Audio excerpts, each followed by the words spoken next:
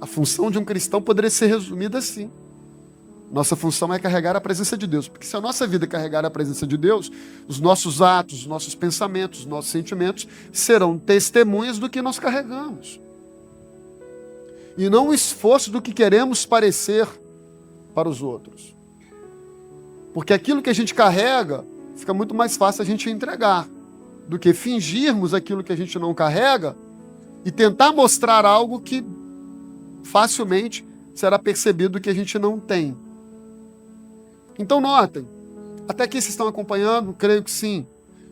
O altar de Levítico era um altar mesmo, de sacrifício, onde o sacerdote mediava essa relação dos homens que pecavam e levavam animais para serem mortos, para que o sangue fosse derramado e seus pecados fossem perdoados. Isso tudo era uma simbologia do que o próprio Cristo fez.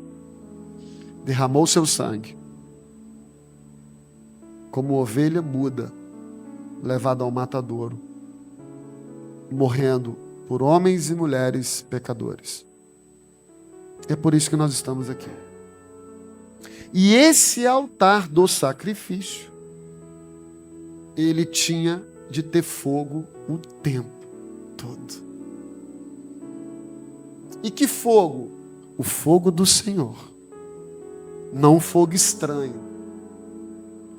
Você vai ver também em Levítico que 2 homens, Adab e Abiú, se não me falha a memória, foram oferecer sacrifício, mas o fogo que eles usaram não era o fogo que Deus tinha gerado.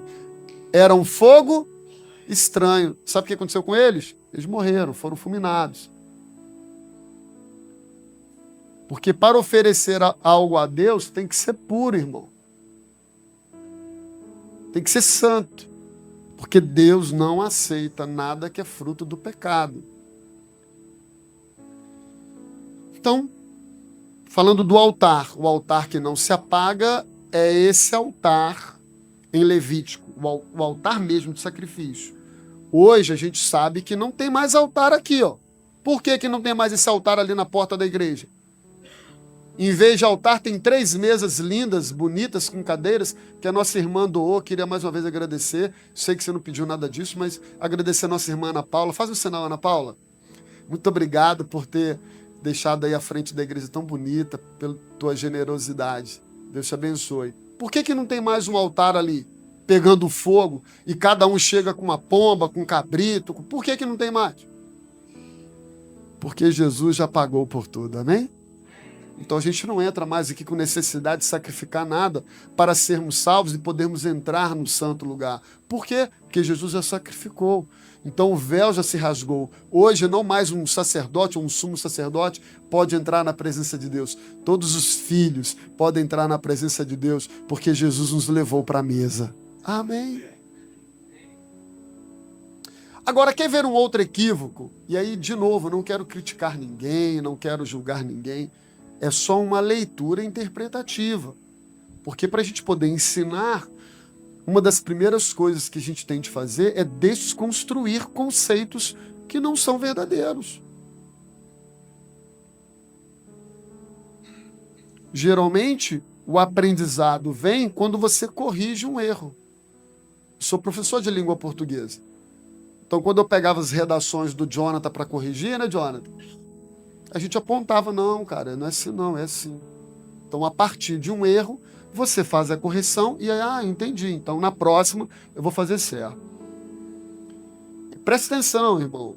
Eu, de novo, não quero julgar, não quero condenar ninguém. Há diversas versões, visões teológicas, enfim, eu creio na liberdade do Espírito Santo. Mas há muitas pessoas que pensam que esse fogo tem a ver com alguma manifestação de um dom. Então, um exemplo, alguns irmãos aqui têm o dom de línguas. Glórias a Deus. Outros têm dons de curar. Outros têm dons de profetizar. Outros têm dom de sabedoria. Outros têm dom de interpretação de línguas. Glórias a Deus.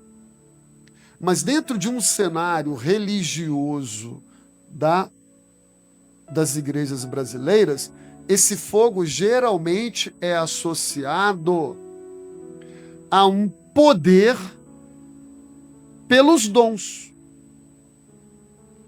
Um exemplo. Pô, aquele irmão é do fogo. Aquele irmão é do reteté.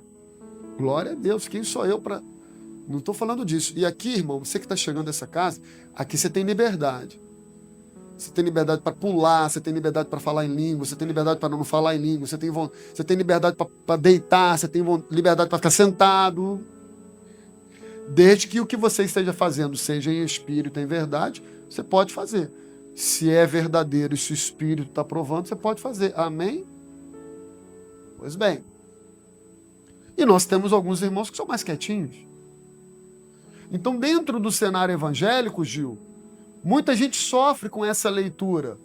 E o irmão não tem fogo, o outro tem mais fogo, o outro tem.